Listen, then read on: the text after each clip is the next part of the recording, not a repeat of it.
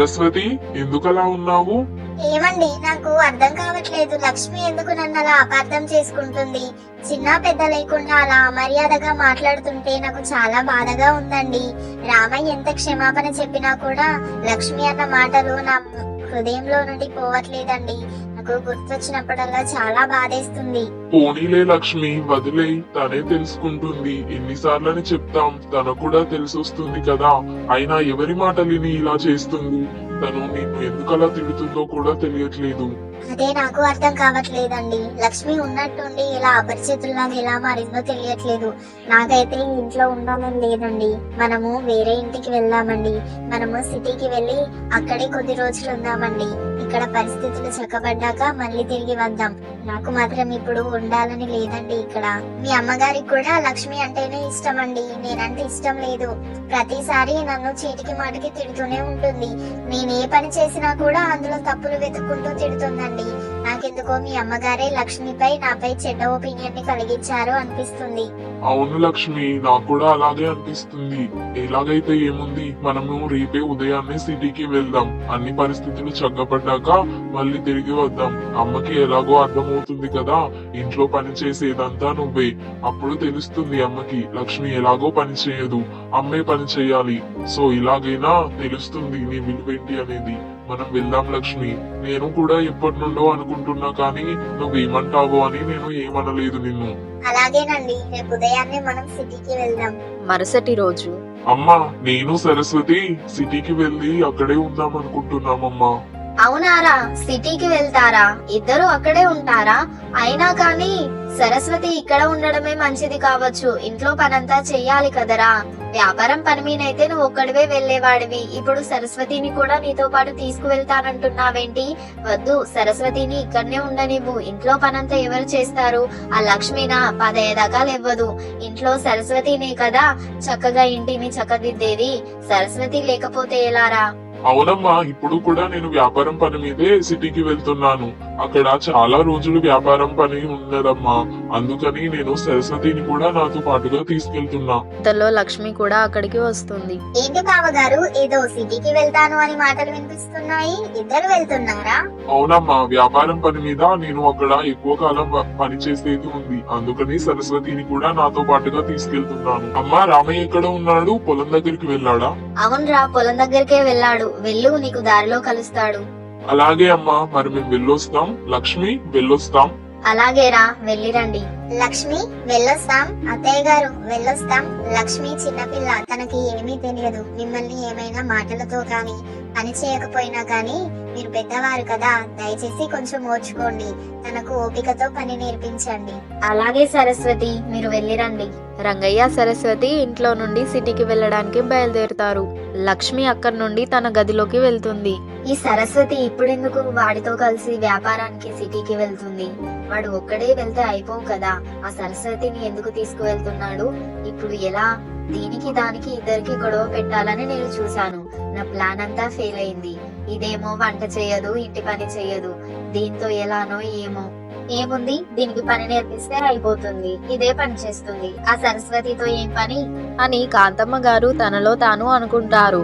రంగయ్య సరస్వతి ఇద్దరు అలా దారిలో నడుస్తూ వెళ్తుండగా వాళ్ళకి రామయ్య కనిపిస్తాడు. ఏంటన్నయ్యా, వదినా నువ్వు ఇద్దరు కలిసి ఎక్కడికి వెళ్తున్నారు? వ్యాపారం పని మీద సిటీకి వెళ్తున్నాను రా. అక్కడ చాలా కాలం పని చేసేది ఉంది. సరస్వతి ఇక్కడ ఒకటేం చేస్తుంది, అందుకని నాతో పాటుగా తీసుకెళ్తున్నా. ఏంటన్నయ్యా, మీరు నాతో అబద్ధం ఆడుతున్నారా? నాకు తెలియదనుకుంటున్నారా? రాత్రి నువ్వు వదిన మాట్లాడుకున్న మాటలు నేను విన్నానన్నయ్యా. లక్ష్మి అన్న మాటలకే కదా మీరు సిటీకి వెళ్తున్నారు. మరి నాకు తెలియదన్నట్లు ఎలా మాట్లాడుతున్నారు? అయినా కానీ మీరు సిటీకి వెళ్ళడమే మంచిదన్నయ్యా. అమ్మకి లక్ష్మికి ఇద్దరికి తెలిసొస్తుంది. ఈ ప్లాన్ అంతా అమ్మదే అన్నయ్యా. ఇది నీకు తెలియదు. ఏంట్రా రామయ్య, ఏం మాట్లాడుతున్నావు? ప్లాన్ ఏంటి? నాకు అర్థం కావట్లేదు. అమ్మ ప్లాన్ చేయడం ఏంటి? సరస్వతి రాత్రి చెప్పింది కానీ నేను నమ్మలేదు. అత్త కోడళ్ళ మధ్యలో ఏదో ఒక గొడవ ఉంటుంది కదా అని వదిలేశాను అంతే. కాకపోతే అమ్మ ప్లాన్ చేయడం ఏంటి? అసలు ఏం జరిగిందిరా? అమ్మకి సరస్వతి వదిన అంటే ఎలాగో నచ్చదు. అది మనందరికి తెలిసిన విషయమే కదా అన్నయ్య. ఇప్పుడు అమ్మ ప్లాన్ ఏంటంటే సరస్వతి వదినని ఎలాగైనా సాధించాలి అని లక్ష్మిని పాములాగా వాడుకుంటుంది. అమ్మ మాయమాటలతో లక్ష్మిని తన వశం చేసుకుంది. ఇప్పుడు అమ్మ ఏ పని చెప్పినా కూడా ఏం చెప్పినా కూడా లక్ష్మి నమ్మేస్తుంది. అమ్మ చెప్పిన మాటలనే లక్ష్మి మాట్లాడుతుంది. ఇది అన్నయ్య జరిగింది. ఏంట్రా రామయ్య, అమ్మ ఇలా మారిందా?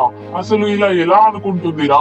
సరస్వతి అమ్మ ఎంత కోపపడినా కూడా సరస్వతి చాలా ఓపికతో సమాధానం చెప్తుంది. అయినా కానీ అమ్మకి సరస్వతి పైన ఎందుకంత కోపమో తెలీదు. సరే, ఇష్టం లేని పెళ్లి చేసుకున్నానని మరీ ఇంత పగపడతారా? అమ్మ ప్రవర్తన అలాగే ఉంది అన్నయ్య. మీరు కొద్ది రోజులు సిటీలోనే ఉండండి. అప్పుడు ఇక్కడ అంత చక్కబడ్డాక అమ్మ మారాక నేను అమ్మతోటే మీకు ఫోన్ చేపిస్తా. అప్పుడు మళ్ళీ తిరిగి రండి, మనమంతా కలిసి సంతోషంగా ఉందాం. ఇప్పుడైనా నా మాట నమ్ముతారా మీరు?